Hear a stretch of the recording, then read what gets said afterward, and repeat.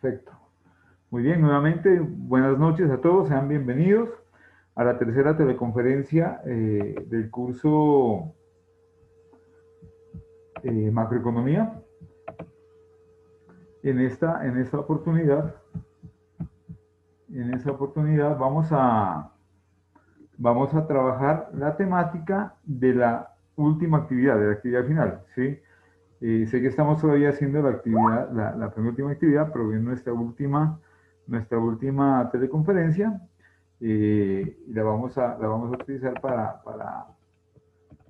lo que tiene que ver con las teorías de integración y con algunos conceptos últimos de lo que es la economía internacional, ¿vale? Entonces la metodología la de siempre. Les voy a estar explicando a los tutores, por favor, les pido el favor, si necesitan, activan el micrófono para colaborarme con alguna respuesta a algún estudiante o algo, porque estoy compartiendo pantalla y no puedo ver cuando los estudiantes nos escriben, ¿vale? Por favor, me informan si son amables, alguna pregunta, o me colaboran contestándoles en el chat si son tan amables. Bueno, esta tercera teleconferencia, continuamos con esa temática de economía internacional. Vamos a mirar algunos beneficios, algunos riesgos de lo que es el mercado internacional, algunas gráficas sobre el movimiento de los mercados y por último, lo que es las teorías de integración, que es en lo que se basa prácticamente la actividad final. Bueno, los mercados internacionales, hoy por hoy estamos hablando ya de mercados globales. La economía ha sufrido una transformación bastante fuerte en lo que tiene que ver con la globalización, con la producción internacional, ¿sí? Y esos mercados internacionales pues no son ajenos a ningún país y mucho menos a ninguno de nosotros. Obviamente traen algunos beneficios y algunos riesgos para la economía en general. Como beneficios de esos mercados internacionales nuevos, he identificado 5. Si ustedes identifican más, me gustaría conocerlos. Son 5, pues que yo prioricé, digamos. El primero de ellos, el crecimiento empresarial. El mercado internacional exige para las empresas unas condiciones muy diferentes que el mercado local, ¿sí? Exige mayor cumplimiento, exige mayor calidad, homogeneidad en los productos, altos volúmenes, precios competitivos, ¿sí? Y esto obliga a que las empresas continuamente tengan que transformar sus procesos, modernizarse, cambiar su forma de hacer las cosas, ¿sí? La mejor utilización de materia prima, de insumos, mano de obra más calificada, etcétera. Todo esto hace que las empresas crezcan en volúmenes de producción, en penetraciones de mercado y sobre todo pues en estabilidad en mercados internacionales. ¿Sí? Una vez que el mercado internacional es muy difícil llegar, pero una vez que se está allá, ya se logra un tanto de estabilidad, digamos. Lo que nos lleva al segundo beneficio, que es la modernización de los mercados, de los procesos productivos, perdón, los cambios de tecnología, las materias primas nuevas, novedosas, ¿sí? Obligan a las empresas a estar cambiando. De lo contrario, no cambiar significa un retraso para las empresas.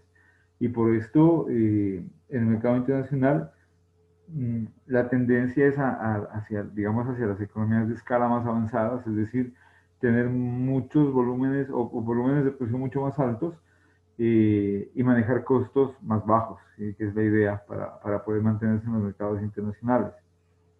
De ahí la importancia del tercer beneficio, que son las alianzas estratégicas.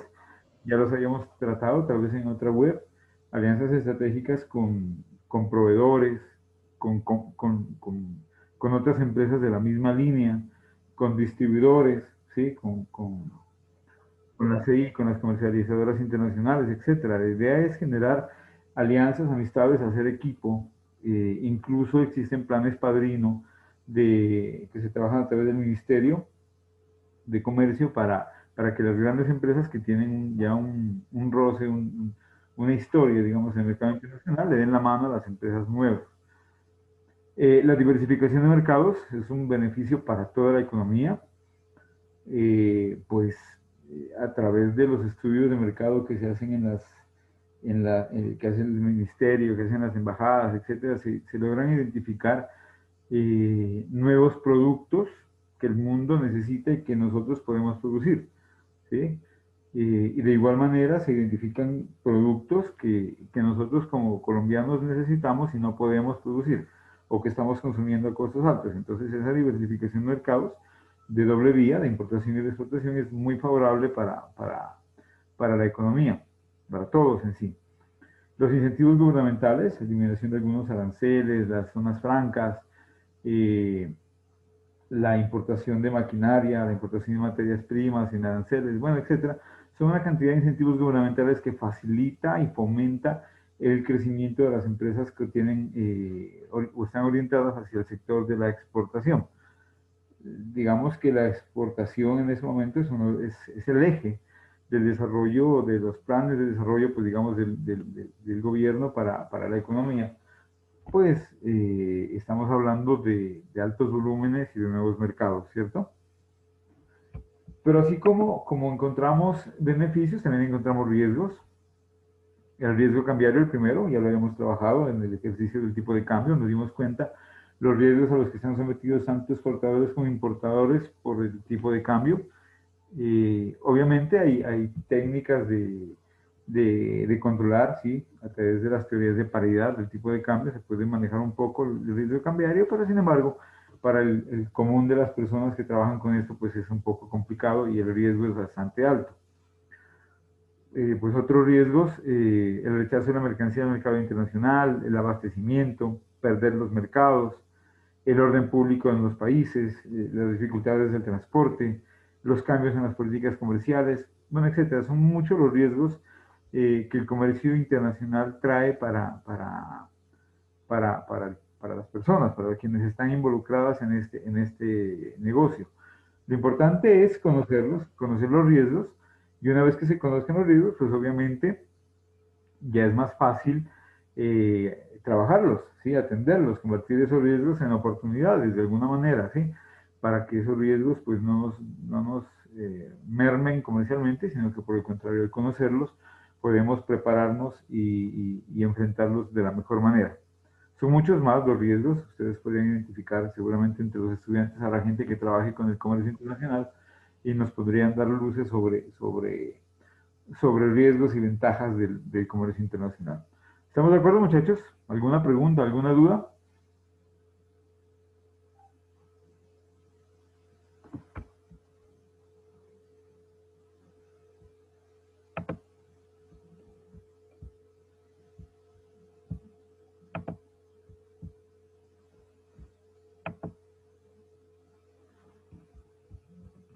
Bueno,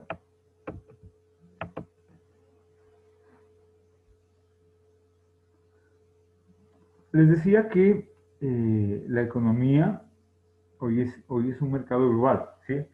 La, la producción es masiva, el consumo es masivo, es muy fácil que una empresa, una multinacional, tenga parte de su producción en Singapur, otra parte en el Japón, otra parte en la China, ¿sí? Otra parte en México, en Brasil, y al final en otro país tenga la consolidación o el ensamblaje final de sus productos. Es muy normal mirar hoy esa situación, o sea, las empresas miran mano de obra, miran insumos, miran recursos, y con base en esa información, y mercados obviamente, y con base en esa información pues van a distribuir su producción, van a ensamblar únicamente. Ya no son los procesos de una sola planta como los conocíamos antes, sino que pues ya el consumo masivo exige que la producción también sea masiva. Si hacemos el ejercicio de mirar nuestro entorno, si miramos nuestro televisor, si miramos el equipo de sonido, si miramos el computador, el celular, el carro, ¿sí? Nos damos cuenta que son todos productos importados. Son todos productos que son traídos de otras partes, incluso algunos de nuestros textiles. Eh, ya es más fácil conseguir productos importados que nacionales, podríamos decir, ¿de acuerdo? Entonces, ese consumo eh, hace que las empresas trabajen su producción, la globalización sea el eje, ¿sí?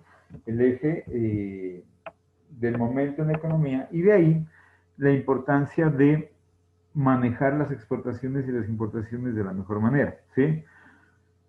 Pues estas son los ejes que impulsan el comercio internacional. Básicamente, vamos a exportar porque tenemos algunas potencialidades, algunas ventajas comparativas frente a otros países, ¿sí? Y de igual manera vamos a importar porque o no podemos producir lo que necesitamos o lo producimos a mayor costo o no tenemos la tecnología o el conocimiento para producirlo. Entonces, ese dinamismo, esa complementariedad que se genera entre países, hace que se dinamice el comercio internacional, ¿sí? Vamos a mirar un par de gráficas. Vamos a mirar un par de gráficas en las que vamos a entender cómo se comporta el mercado con las exportaciones y cómo se comporta el mercado con las importaciones, ¿de acuerdo? Vamos a empezar con las importaciones. Vamos a hablar del mercado de camisetas, ¿sí? En la primera gráfica, la gráfica que dice equilibrio sin importaciones. En esta gráfica, pues decimos que existe un mercado que está en equilibrio, una oferta, una demanda, están en equilibrio y tanto oferentes como demandantes están dispuestos los unos a comprar camisetas y los otros a venderlas a un precio de equilibrio de $8, ¿sí? A un precio de equilibrio de $8, el mercado está dispuesto a comprar 40 millones y las empresas a vender 40 millones de unidades. Ese es el equilibrio en una economía cerrada, una economía sin mercado internacional, ¿sí? El país produce, el mercado compra, llegaron a un equilibrio y se está produciendo y se está vendiendo lo que el mercado necesita, ¿de acuerdo? Pero estamos hablando de globalización y los mercados no son impermeables, digamos, a la economía internacional. Todos los mercados necesitan y todos los mercados tienen una serie, algún nivel alto o bajo de apertura económica, ¿sí? Digamos que en este mercado de camisetas llegan a este país unas empresas o una empresa y traen camisetas a un precio de $5. ¿Qué pasa, muchachos, cuando el precio de la camiseta que estaba en $5, qué pasa con las compras? Baja a $5.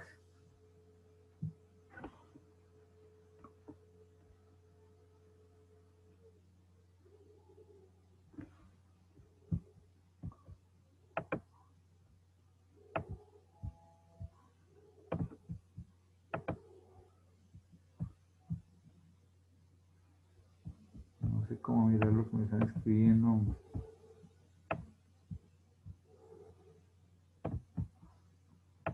Pues básicamente el mercado va a crecer, ¿cierto? Porque ante un menor precio, la capacidad adquisitiva de las personas, de las familias, va a crecer.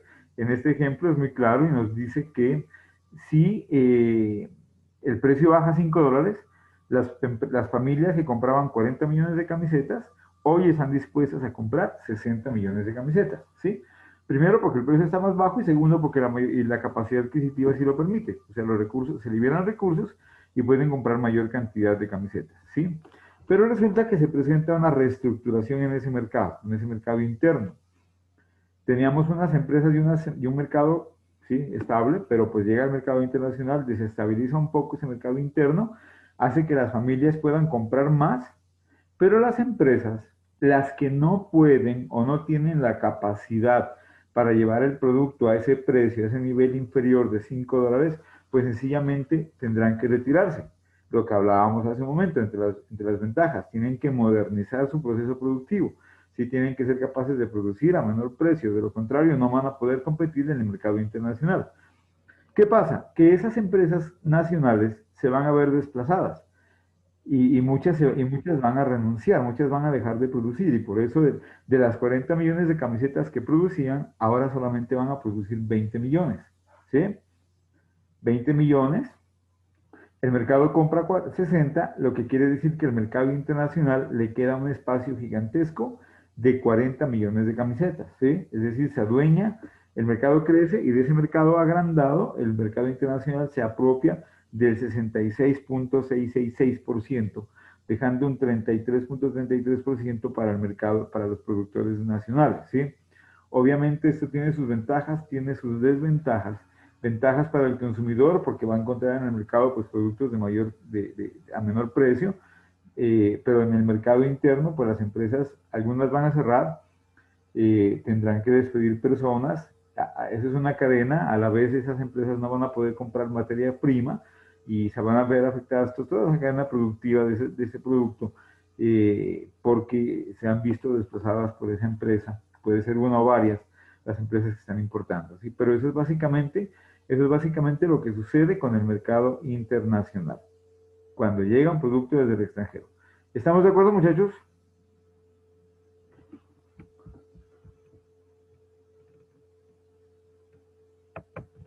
Dejar de compartir, quiero ver el chat.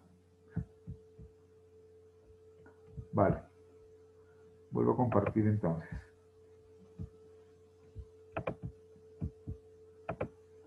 Bueno, nos vamos a saltar un par de diapositivas y ya regresamos donde estábamos.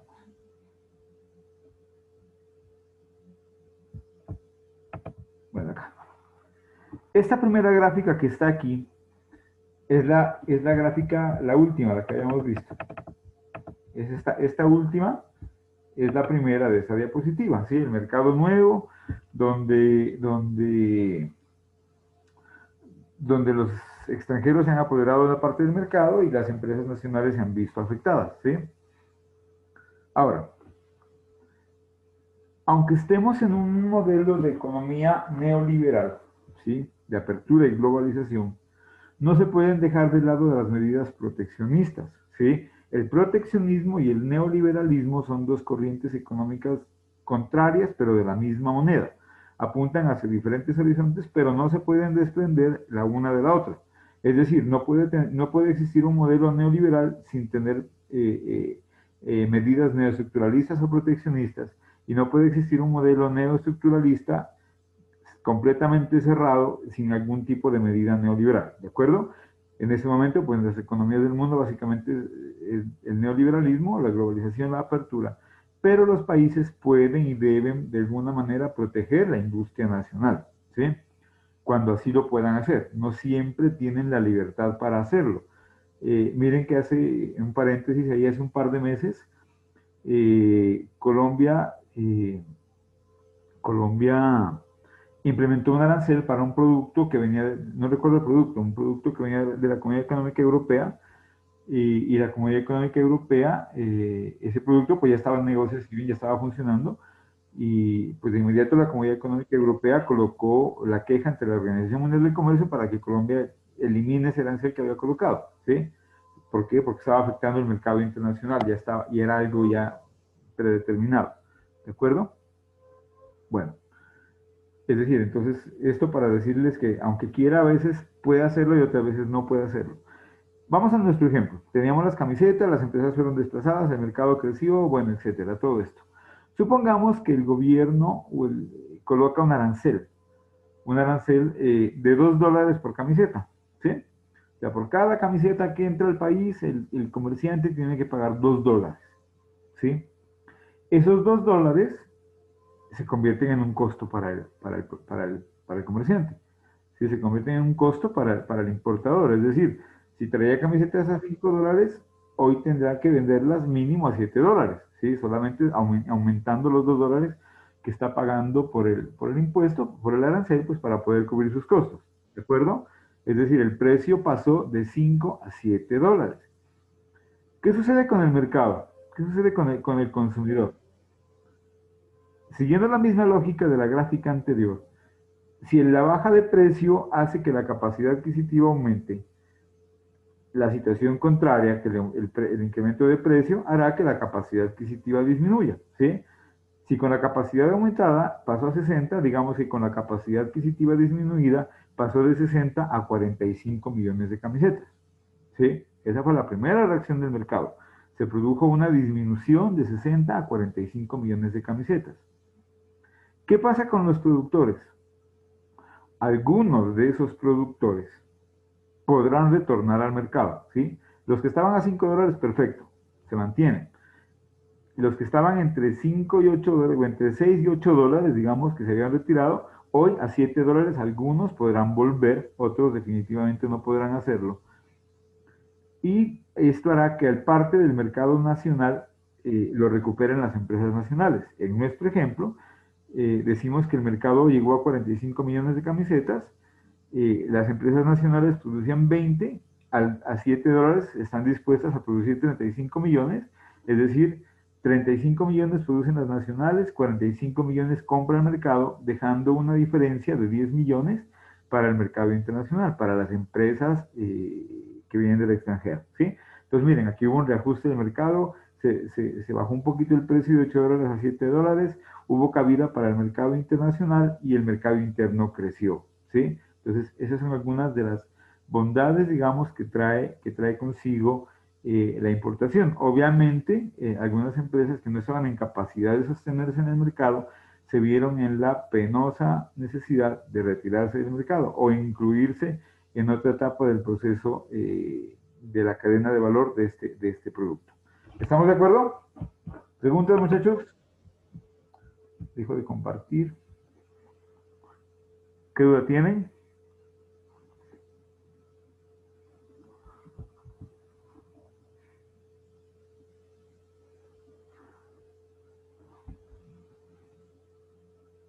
Les pregunto entonces, cuando el precio sube, ¿cómo afecta a los consumidores?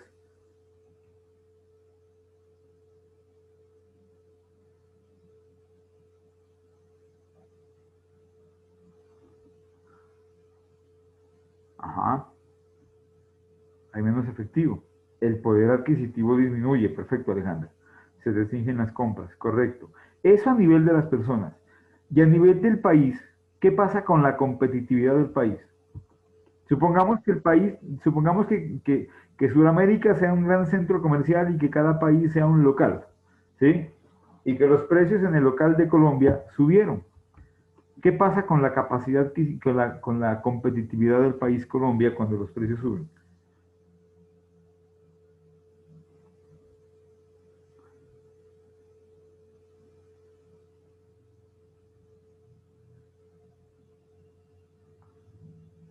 Se pierde la competitividad, ¿cierto?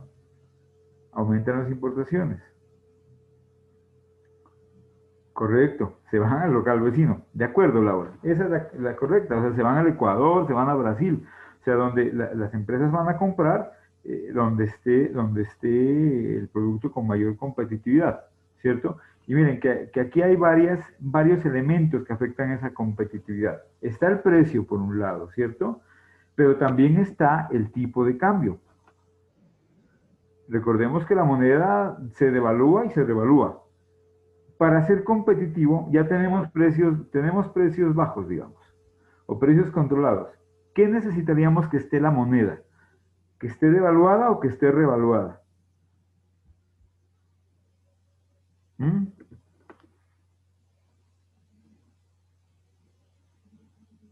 Muy bien, devaluada, correcto. Entonces, con una moneda devaluada, es decir, barata, el extranjero viene, compra moneda barata y va al mercado y encuentra productos baratos.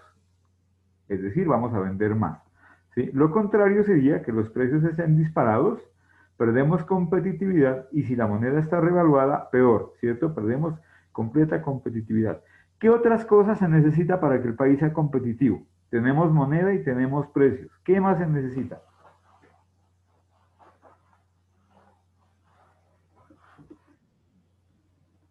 Productos de calidad. Muy bien, Carlos.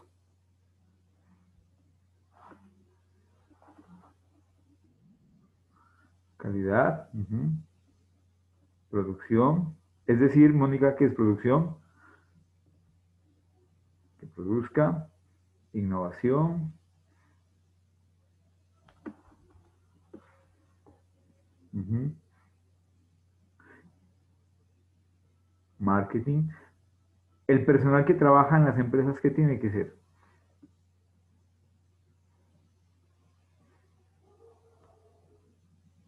Calificado, correcto. Ajá.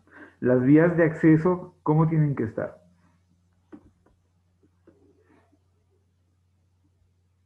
Las carreteras, digamos. Ajá. El transporte, el combustible, los puertos, los aeropuertos, los bancos, ¿sí? Es decir, cuando hablamos de competitividad no solamente hablamos de que el precio sea competitivo, sino de toda la integralidad del país, ¿sí? Todo. O sea, tiene que ser un país íntegro. No se puede desarrollar solamente un sector o una parte de la economía porque se perdería la competitividad. O sea, la competitividad es la sumatoria de todas las acciones del país, ¿de acuerdo? El transporte, el sector bancario, la educación, las carreteras, los mercados, ¿sí? Que nuestros estudiantes manejen dos idiomas, que manejen alta tecnología. ¿Ustedes han visto las exigencias de las hojas de vida en las grandes empresas?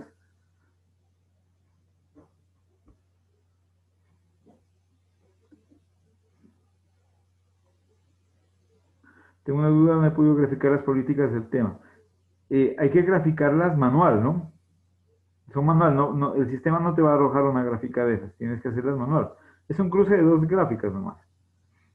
Alta exigencia, de acuerdo, Alejandro, exacto, Margarita, profesionales íntegros, ¿de acuerdo? Entonces, eso es lo que se necesita para el país. Bueno, sigamos, muchachos.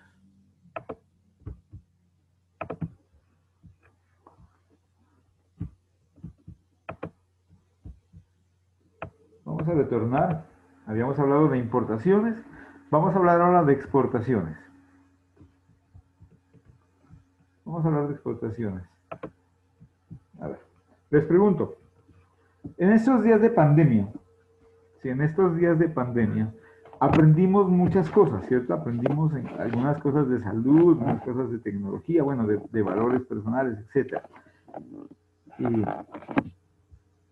Pero aprendimos y conocimos de algunas tecnologías, ¿no? De algunos equipos médicos, de unos respiradores y cosas que antes no, no conocíamos. Vamos a tratar de trabajar ese ejemplo. Aquí dice automóviles. Vamos a tratar de entender el ejemplo del mercado de estos equipos que utilizan las UCIs, ¿sí? Que habían tan poquitos en el país y que hoy pues ya afortunadamente parece que hay lo suficientes, ¿sí? Miremos la primera gráfica. Imaginemos que ese es un mercado y un país que maneja alta tecnología, que produce esos equipos, ¿sí? Eh, Sin exportaciones, un país que produce para el mismo. Entonces producía 400 unidades de estos equipos a un precio de $100, $1000, $100,000, no importa, si esos dos son referentes. Era un equilibrio, estaban produciendo los respiradores para la SUSI, para sus mercados, a un precio y el mercado estaba dispuesto a comprar y las empresas estaban dispuestas a vender. Lo mismo que el negocio de las camisetas, obviamente con un producto ya de muchísimo, muchísimo más valor agregado, ¿sí? ¿Qué sucedió con la pandemia? El mercado se disparó, ¿cierto? La demanda se disparó. O sea, las empresas, los hospitales, los gobiernos empezaron a adquirir más cantidades de esos productos. ¿Qué pasa? Voy a dejar de compartir. ¿Qué pasa cuando el precio, cuando la demanda sube? ¿Qué pasa con el precio? Cuando la demanda sube. La pantalla no está. El precio aumenta, ¿cierto? Entonces lo mismo sucede, o lo mismo sucedió con este mercado. Entonces, el mercado estaba produciendo 400 unidades a un precio de $100, ¿sí? Pero la demanda desde el mercado internacional empezó a crecer, mucho más que lo que está aquí, ¿sí?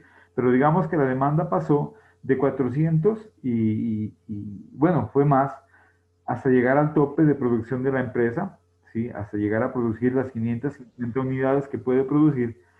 Y la empresa, en este caso, como la demanda es grande, el precio lo subió a $150, ¿sí?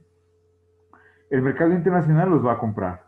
El mercado internacional va a adquirir esos productos porque no los tiene y los necesita. El mercado local, digamos que ya tenía una parte de satisfacción de ese mercado, por ende, va a disminuir la adquisición, va a comprar menos porque ya tiene o al precio no le gusta y dice que a $100 no compra, o a $100 solamente compra 180 unidades, pero a 150, perdón, a $150 solo compra 180 unidades. Y el mercado internacional le dice que a $150 están dispuestos a comprar 180, 220, 370 unidades, ¿cierto? La diferencia de 550 a 180, 370 unidades que se irían para el mercado internacional. Obviamente las empresas van a optar por esta segunda opción, ¿sí? Van a preferir vender más a un precio más alto, ¿sí? Una bonanza, digamos, un momento bueno para esas empresas y un momento malo para la humanidad. Sí, pero entonces miren cómo funciona el mercado, y no solamente en la época de pandemia. Puede suceder con este producto o con productos de tecnología, digamos, o de alta necesidad en cualquier momento de la economía. Entonces, cuando las empresas tienen como esa capacidad productiva, son dueños, son dueños del conocimiento, pueden producir sus bienes con alta tecnología y los pueden llevar al mercado incluso a precios más altos que los que podían vender en el mercado local, ¿sí? Cuando la competencia es baja también puede suceder esto, ¿sí? Cuando son nuevos en el mercado, miren lo que ha pasado con la tecnología, los computadores, los celulares, ¿sí? Los precios que los equipos de alta tecnología tienen son altísimos, ¿sí? Sin embargo, el mercado está dispuesto a comprarlos. ¿De acuerdo? Eso es lo que sucede, eso es lo que sucede con los exportadores y lo que sucede con los importadores. Podríamos hacer cualquier cantidad de gráficas de estas, ¿sí? Cualquier combinación, podríamos analizar aquí cualquier situación del comportamiento de los oferentes y de los demandantes en el mercado internacional de exportación e importación.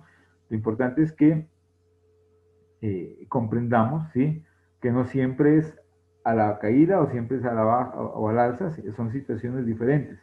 Incluso en la importación puede ser al contrario, ¿sí? Como en este caso, el país que está importando precios más altos que lo que en el ejemplo que teníamos de camisetas, que se importaba a precios más bajos. ¿De acuerdo, muchachos?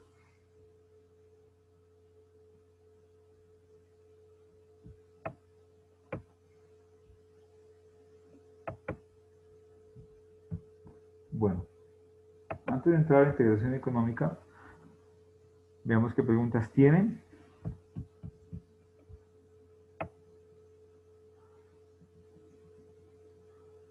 Y si me dan valores negativos, empezamos con esto.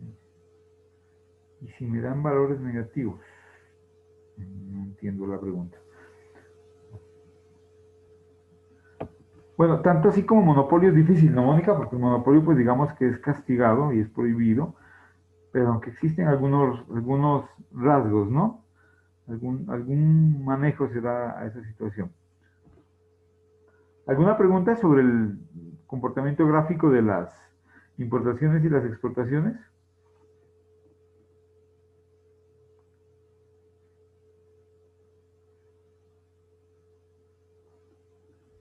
Ajá, qué buena pregunta. ¿Quién se encarga de controlar que el producto importado no lo estén vendiendo por debajo de los costos de producción? Hay un término, o sea, si lo venden por debajo de los costos de producción están perdiendo plata, ¿de acuerdo? Y no lo podrían hacer por mucho tiempo. Pero eso, si tiene el auspicio del gobierno, digamos, ¿sí? Eso se puede convertir en una figura que se llama dumping. Y el dumping es castigado. El dumping es castigado por la Organización Mundial del Comercio, ¿sí?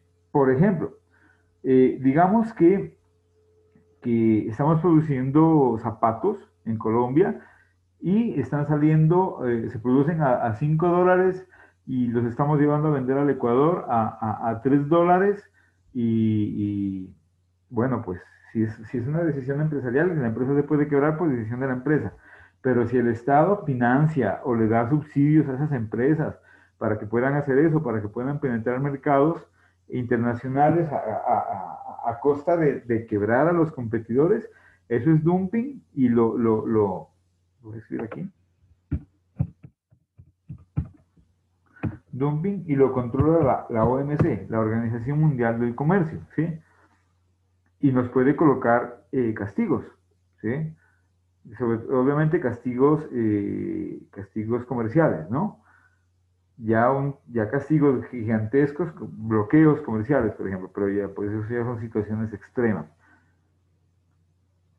Pero la OMC, contestando su pregunta, está encargada de vigilar toda esa situación, la Organización Mundial del Comercio.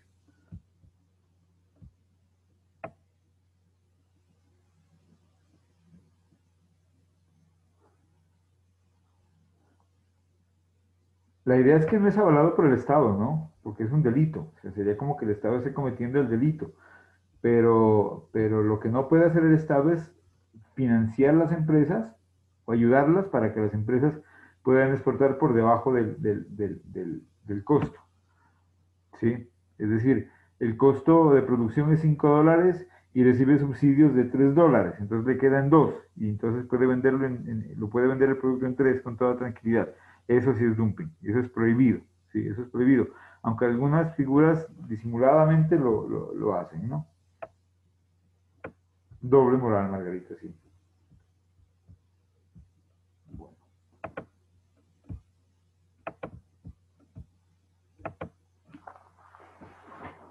Este último tema, yo les dije que hoy la web era corta.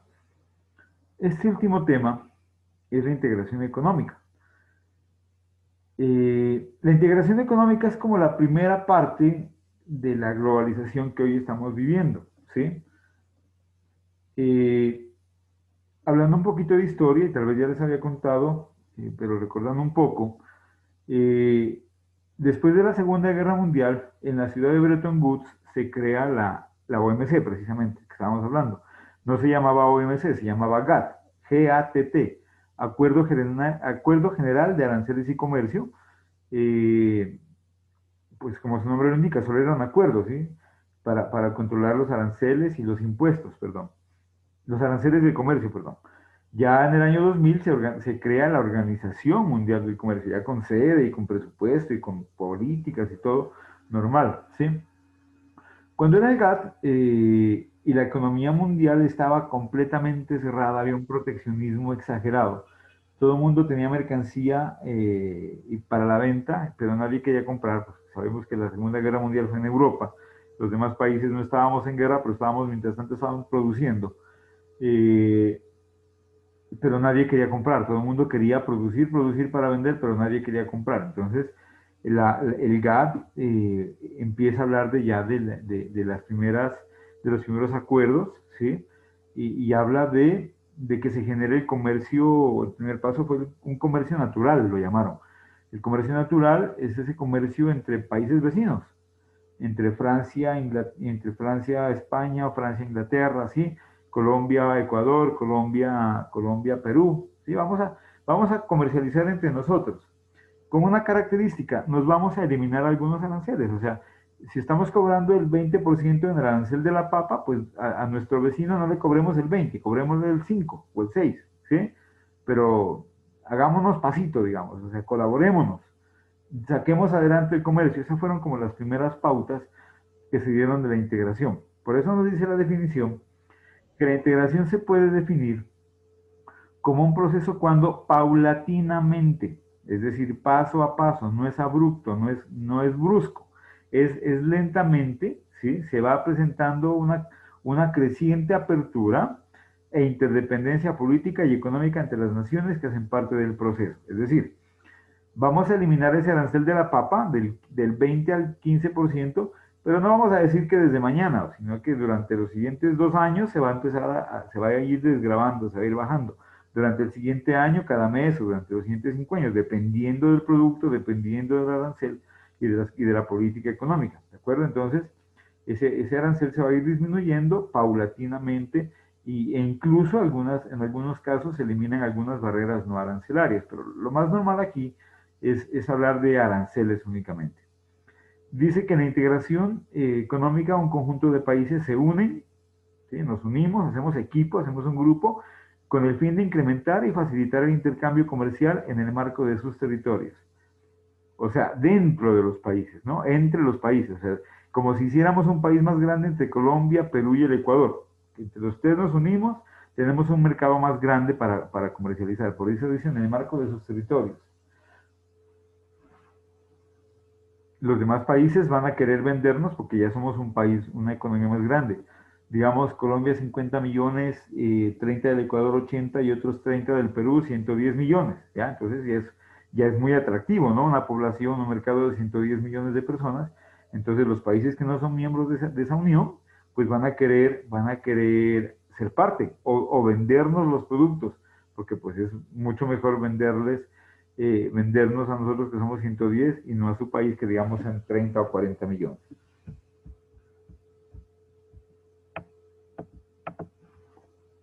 Hay unas ventajas. La primera, ventajas de la integración, ¿no? Un aumento de la demanda, esto debido a la libre competencia y al nuevo esquema de reducción de costos de las empresas que se traduce en menores precios. Lo que habíamos hablado, o sea, el mercado internacional va a exigir mayores volúmenes de producción, optimización de costos, hay que reducir costos para poder llevar precios más bajos y esto hace obviamente que la demanda suba, porque precios bajos y calidad mejorada, pues la demanda va a subir. Segundo, favorece la especialización productiva. Vamos a producir en lo que somos buenos, ¿sí? Vamos a dejar de improvisar y vamos a dejar de producir aquellos bienes que otros países lo hacen mejor que nosotros, ¿sí? Eh, si tenemos un equipo de fútbol, ¿sí? Tenemos un equipo de fútbol que acá en mi Deportivo Pasto y acá en la ciudad no hay un buen delantero, aunque tengamos delanteros, ¿sí? Y no hay un buen delantero, pues lo traemos de otra ciudad o de otro país, ¿sí o no? Él es el especialista en ese punto, ¿no? Igual la empresa, igual la economía. Si nosotros no somos buenos produciendo zapatos, pues dejemos los zapatos que los produzcan las empresas que sí los pueden producir y nosotros nos ponemos a producir abrigos o camisas, ¿de acuerdo? Entonces se va a especializar la producción, va a liberar recursos, va a liberar mano de obra para llevarlos a aquellos sectores de la economía en los que sí se puede favorecer la producción. Otra ventaja es que con la eliminación de las barreras comerciales el tamaño del mercado crece en grandes proporciones, ya les había explicado esa parte, pues ya no estamos hablando solamente de una economía de 50 millones, sino de una economía de 110 millones, porque sería la sumatoria de los tres países, ¿de acuerdo? Ese es un incremento pues, del mercado. El aumento del peso económico de los países, así como la obtención de una economía más sólida, claro, pues o sea, nos van a ver mucho más fuertes, ¿sí? Nos van a ver más fuertes. Si somos una economía que va solita por la economía mundial, no vamos a ser tan fuertes ni vamos a ser tan representativos como si nos presentamos en la economía mundial como la sumatoria de tres economías, de tres países. ¿De acuerdo? Vamos a tener más fortaleza, vamos a ser atractivos para la inversión, vamos a ser atractivos para la compra de productos, para la inversión de empresas en esos países, bueno, etcétera. Y por último, se generan muchas alianzas estratégicas eh, con proveedores, como les dije, con la misma competencia, con las comercializadoras, etcétera. Lo importante es que hacer equipos que se complementen entre sí. ¿De acuerdo? Esas son las ventajas de la integración. Ahora, la integración no es fácil ni es corta en el tiempo, ¿sí? Es un poquito complicada y se demora varias décadas. Esos son los 8 pasos o las 8 etapas de la integración económica. Característica fundamental. Cada etapa es la misma anterior más unos cambios, ¿sí? Por ejemplo, la Unión Aduanera es una zona de libre cambio con algunos cambios. La Unión Económica es un mercado único con algunos cambios. La Unión Económica Plena es la Unión Monetaria con algunos cambios, ¿sí? Es la misma, es la anterior con algunas transformaciones, solo que esas transformaciones son monstruosas, son gigantescas. Esto es lo que ustedes tienen que hacer en su trabajo final y les voy a ir explicando para que entiendan qué es lo que tienen que hacer. Primero, no es consulta, ¿sí? No van a decir, acuerdos preferenciales son los siguientes, y empezar a nombrar acuerdos preferenciales. No. ustedes se van a inventar un acuerdo preferencial. Ahí les coloqué unos ejemplos de unos países. Entonces dice, Colombia le brinda un acuerdo preferencial a Perú, por ejemplo. ¿De acuerdo? Bueno, pero primero veamos qué es cada uno de esos pasos. Acuerdo preferencial, ¿sí? Es la reducción o la eliminación de aranceles de manera voluntaria de un país hacia otro u otros países, ¿sí?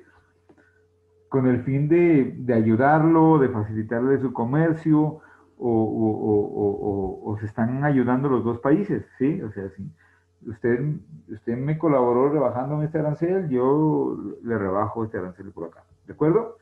O sea, son acuerdos preferenciales. Yo le rebajo a un país, aunque el otro no me rebaje, le quiero ayudar, ¿sí? O por situaciones sociales o políticas o cualquier situación.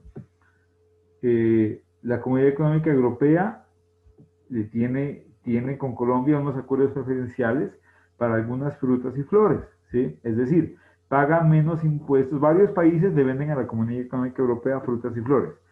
Y digamos que cobran el 40% de arancel. Y Colombia no paga el 40%, sino que Colombia paga el 15%. ¿Por qué? Porque la Comunidad Económica Europea la quiere ayudar a Colombia, ¿sí? A cambio de eso, no le pide que le rebaje aranceles, sino que aplique algunas medidas de orden social. Por ejemplo, ese es el que siempre han utilizado, que se elimine el trabajo de los niños en las minas, ¿sí? Entonces el gobierno colombiano aplica medidas para que los niños no trabajen en las minas, y la Comunidad Económica Europea, a cambio de ese trabajo social que está haciendo el gobierno, le regala le regala una preferencia arancelaria en algunos de sus productos. ¿De acuerdo? Esa es la preferencia arancelaria. Esa es la única que puede o no puede convertirse en una zona de libre cambio. Esa puede ser solita, ¿sí? Tranquila. Es decir, la zona de libre cambio puede o no haber tenido un acuerdo preferencial antes. Es decir, ambas pues, es la única excepción. Las demás todas necesitan del anterior. Entonces, la zona de libre cambio, que es la segunda, puede o no puede haber tenido un acuerdo preferencial. No se necesita. ¿Qué es una zona de libre cambio? Es la base de la integración económica, lo mismo que hayamos visto. Es cuando dos o más países se unen para eliminarse entre ellos aranceles. Sigamos con nuestro ejemplo, Ecuador, Perú y Colombia era, ¿no? Colombia, Ecuador, Perú. Se reúnen en unas mesas de trabajo, Perú dice, yo puedo venderles esos productos, el Ecuador lo mismo y Colombia lo mismo. Llevan una lista de productos, ¿sí? Un día se reúnen para trabajar los productos agrícolas, otro para tecnología, para minerales, bueno, se demoran analizando pues en mesas de trabajo qué productos puede vender cada uno. Y luego qué productos de esos puedo comprarle. Colombia le puede comprar al Ecuador, le puede comprar al Perú, etcétera. Ahí la mezcla pues de productos. Se llega a un acuerdo qué productos puede vender cada país y qué productos puede comprar. Esos productos quedan relacionados en el Tratado de Libre Comercio, es un TLC, y esos productos se van a ir eliminando paulatinamente los aranceles, ¿sí? Entre nosotros, es decir, los demás países que no están en ese grupo, chao, pagan el arancel normal, ¿sí? Digamos que en Colombia le rebaja por TLC el arancel de frijol que entra desde el Ecuador y desde el Perú, le rebaja a un 10%. Normalmente era un 30%. Si Bolivia le vende frijol, pues pagará el 30%, porque no hace parte de ese TLC, ¿de acuerdo? De igual manera hay productos que no están dentro de ese TLC y que los países compran. Pues digamos, por ejemplo, que los tres países le compran carne a la Argentina. Entonces, Argentina le vende carne al Perú, al Ecuador y a Colombia, y cada país le cobra el arancel según su política económica. Colombia le cobra el 30, Ecuador le cobra el 25 y Perú le cobra el 20.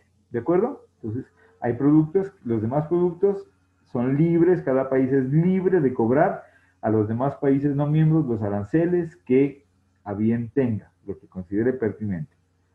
Esa es una zona de libre cambio, ese es un TLC. ¿Qué hay que hacer para que ese TLC se convierta en una unión aduanera? Pues esos productos esos productos que cada país cobraba de manera diferente, el mismo ejemplo, el de la carne, que el Ecuador cobraba el 20, Perú el 25 y Colombia el 30. Ahora en una unión aduanera los tres países tienen que cobrar la misma tarifa, ¿sí? Digamos, todos van a cobrar el 25%. Esa es la unión aduanera. Entre los países miembros nos eliminamos aranceles, TLC, pero a los países no miembros les cobramos todos el mismo arancel. Entonces, si quiere vendernos a nosotros carne, paga el 25, así entre por el Ecuador, por Perú o por Colombia. Nos quieren traer arroz, entonces va a pagar el 15%, así entre por el Ecuador, por Perú o por Colombia. El mismo arancel, el mismo arancel. Parece fácil, ¿sí? Parece fácil, pero no, porque eso implica definir políticas económicas de manera coordinada. Es muy complicado. Tanto así que en Sudamérica solo hay una unión aduanera, el Mercosur. Argentina, Brasil, Uruguay y Paraguay. ¿Sí? Son los que hacen parte del Mercosur y no funciona plenamente. No funciona al 100% como unión aduanera. Es más un TLC. ¿Sí? Y son muy poquitos en el mundo las uniones aduaneras. ¿Sí?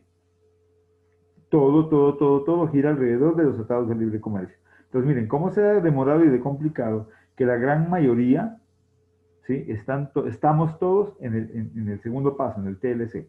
Los únicos que han avanzado es la Comunidad Económica Europea, que ahora vamos a ver dónde está. Cuando ese mercado, cuando esos países ya funcionan plenamente como unión aduanera, es decir, ya se han definido aranceles comunes para los países no miembros, ya se han eliminado los aranceles para los productos que venían desde el TLC, está funcionando la economía muy bien, puede convertirse en un mercado común, ¿sí?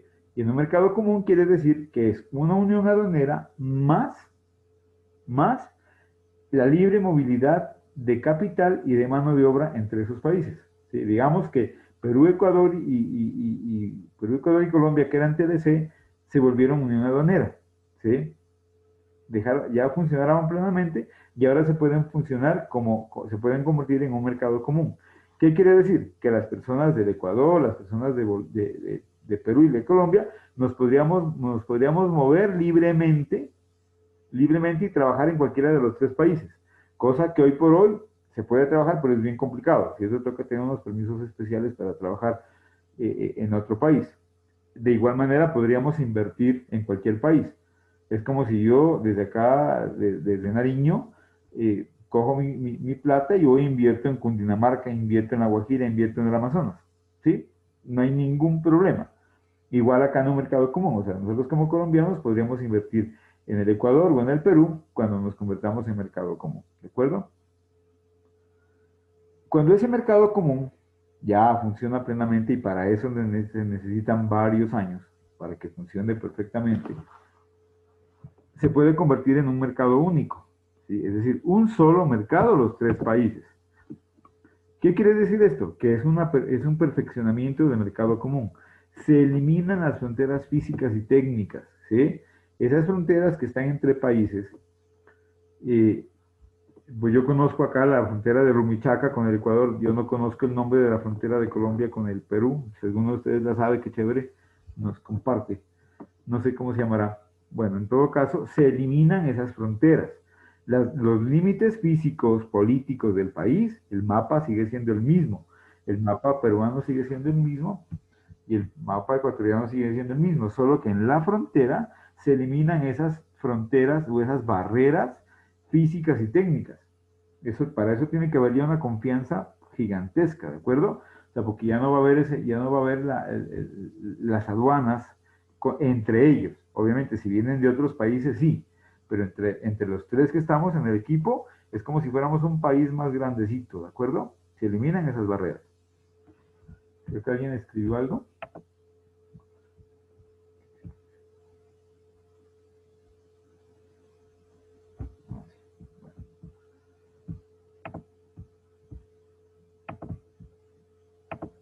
Bueno, cuando esos tres países ya la mercancía fluye normalmente, como cuando pasa un carro entre Antioquia y Córdoba, ¿sí?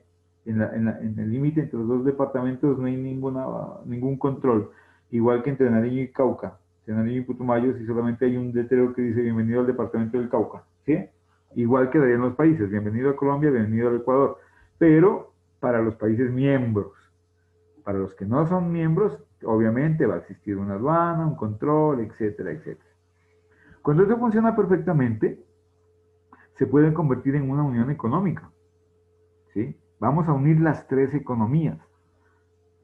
La economía colombiana más la economía peruana más la economía ecuatoriana. Eso se llama unión económica y se habla en este momento ya de definir políticas macroeconómicas de manera coordinada. O sea, ya no podemos manejar nuestra economía a nuestro libre albedrío.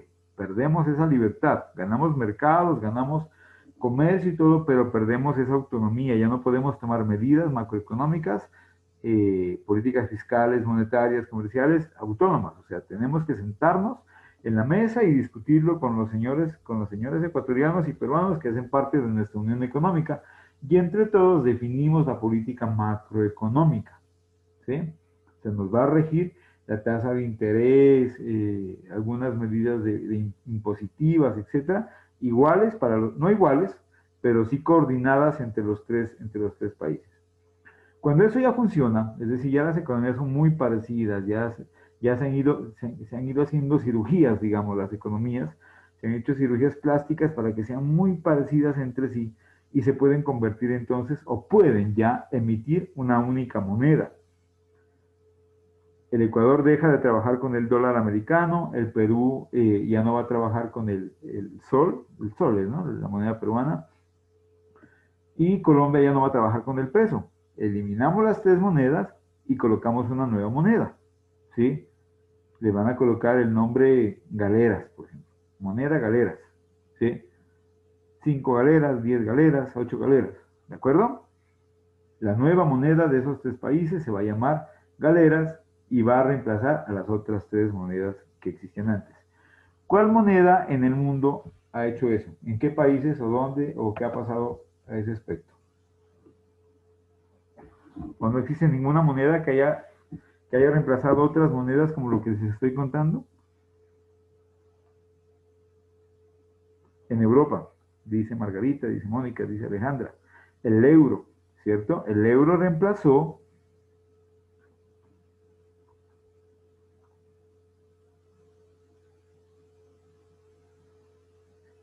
en Rusia el rublo, ¿no? Pero bueno, pero no era lo mismo, ¿no? Porque se han separado los países. El dólar no, Karina.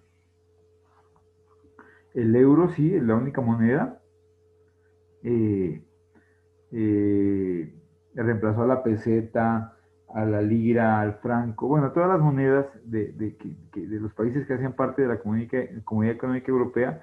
La única moneda que nunca se eliminó, aunque seguía funcionando junto con el euro, fue la libra esterlina, ¿sí?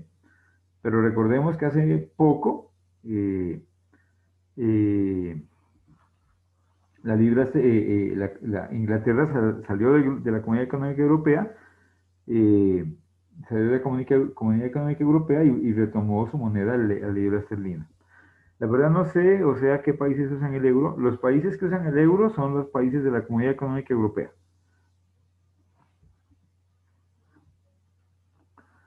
En su momento, si no estoy mal, fue en el año 2000 que ya entró a funcionar plenamente el euro. O sea, digamos que un euro equivalía a una peseta y lo mismo una peseta igual a una lira, igual a un franco, igual a una libra. Todos tenían el mismo valor. Es decir, si yo iba a una cafetería y me decían 4 pesetas, estoy en España y me dicen, le digo, ¿cuánto vale? 4 pesetas. Y podía entregar una peseta, una libra, un franco y un euro. Todos valían lo mismo y ya funcionaba perfectamente. Obviamente fueron reemplazadas, se retiraron del mercado y ahora funciona únicamente el euro. ¿De acuerdo? El dólar, por ejemplo, en el Ecuador funciona el dólar. Esta sí sería la misma figura que el euro. ¿Ustedes qué opinan? El Ecuador tenía el sucre, pero lo eliminó, perdió mucho valor, se devaluó demasiado. Ya la gente, el mercado ya no lo quería porque uno tenía un sucre, hoy lo compraba el sucre en 3 pesos y mañana valía 4, entonces ya perdía plata uno, ¿sí? Y lo cambió por el dólar. El dólar está cumpliendo la misma función que el euro en el Ecuador. ¿Qué opinan?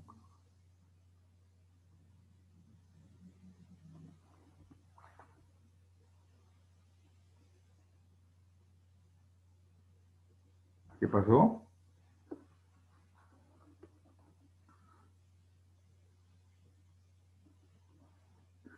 Dicen que no. Nadie más dice nada.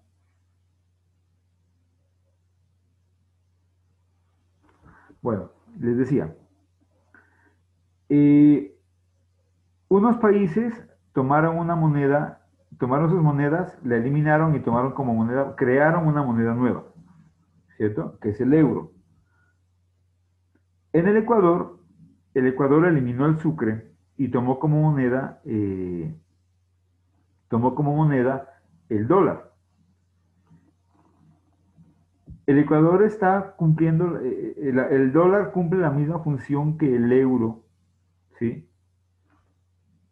En el Ecuador que en Europa.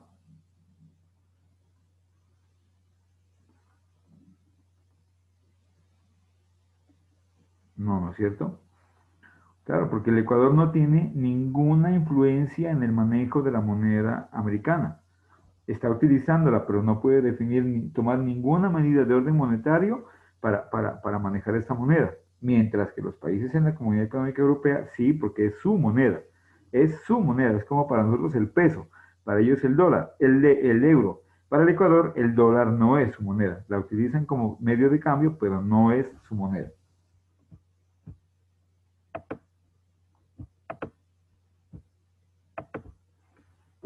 Bueno, cuando ya tenemos una moneda única, la economía se puede convertir, o el proceso de integración llega a su última fase, que es la unión económica plena. La unión económica plena es una sola economía, es como si varios países se unieran y formaran un solo país más grande.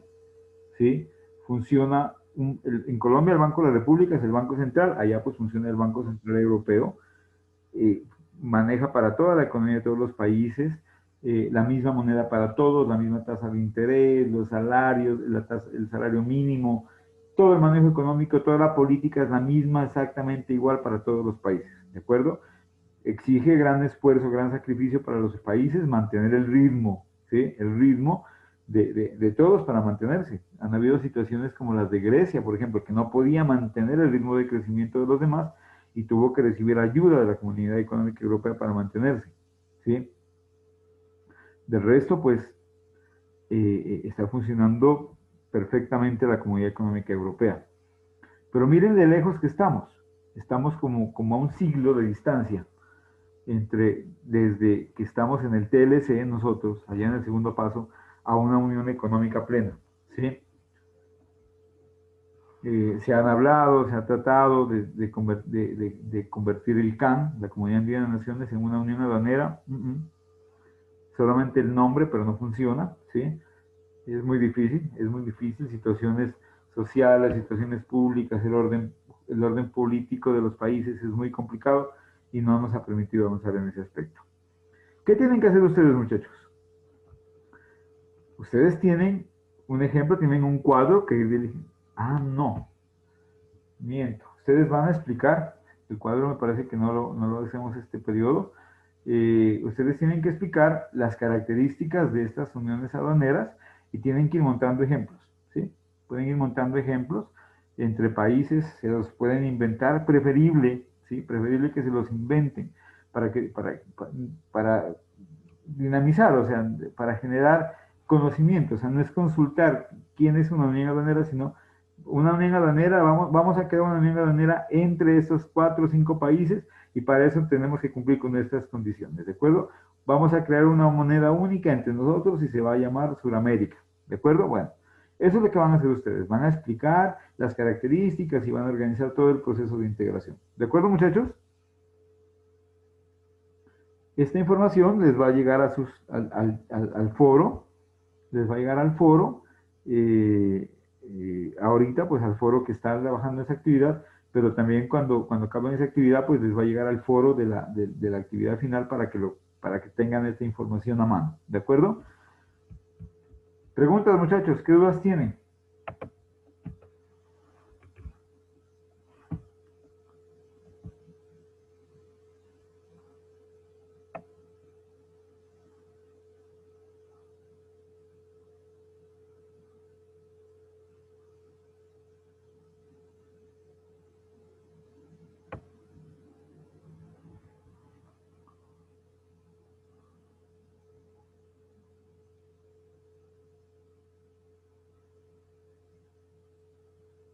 Las últimas gráficas no le quedaron claras, la de las exportaciones, sí, ¿no?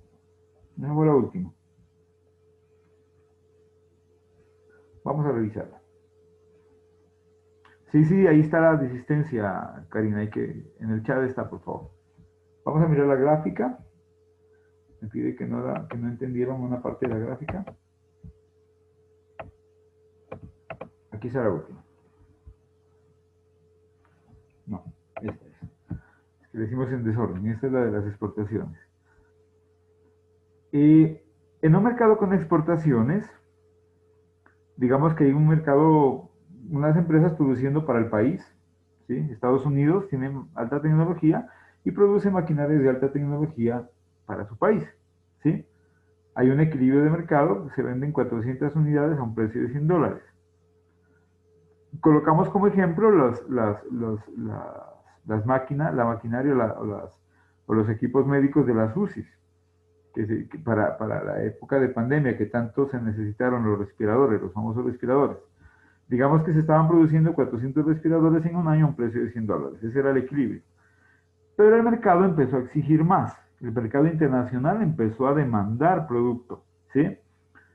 Cuando el mercado internacional exige producto, el precio sube, porque la demanda sube, automáticamente el precio va a subir, porque las empresas pues van a vender al mejor postor, a quien mejor le ofrezca, ¿de acuerdo? Entonces, eso va a hacer que el precio suba de 100 a 150 unidades. El mercado internacional va a comprar. La empresa va a llegar a su tope de producción, digamos, a 550 unidades, pasó de 400 a 550, pero ya no las vende todas en el mercado interno, porque muchas de las empresas del mercado interno, de las 400 unidades que compraban, ya no van a comprar 400, sino únicamente 180. ¿Por qué? Porque el precio subió, ¿sí? Al subir el precio, pues el mercado se va a reorganizar, el mercado local solamente va a comprar 180 y la diferencia, las 370 unidades, las va a vender en el mercado internacional. ¿Por qué las puede vender en el mercado internacional? Porque tiene la tecnología, porque tiene el conocimiento, ¿sí? Porque las puede producir y las vende más caras que en el mercado local. Tiene el saber, tiene la tecnología, tiene los insumos, tiene la mano de obra para producir y puede darse esa ventaja temporal, porque es temporal siempre, de vender el producto a mayor precio en el mercado internacional. Miren qué sucede con los equipos de alta tecnología cuando recién salen. Sí, un iPhone fácilmente 4, 5, 6 millones de pesos cuando es nuevo en el mercado, ¿sí? Y la gente lo compra por la novedad, por tenerlo, por ser los primeros en comprarlo, ¿sí? Es temporal, mientras la competencia saca productos similares a precios más bajos y ellos ya se ven en la obligación de rebajar precios o se les baja el mercado. La gente va a comprar otros equipos, otras marcas con las mismas tecnologías a precios más bajos, ¿de acuerdo? Entonces, por eso les decía que esto es temporal.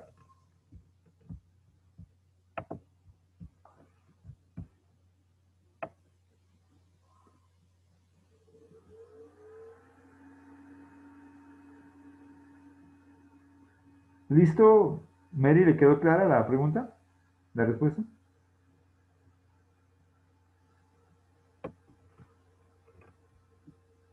No olviden registrar su asistencia, muchachos, por favor.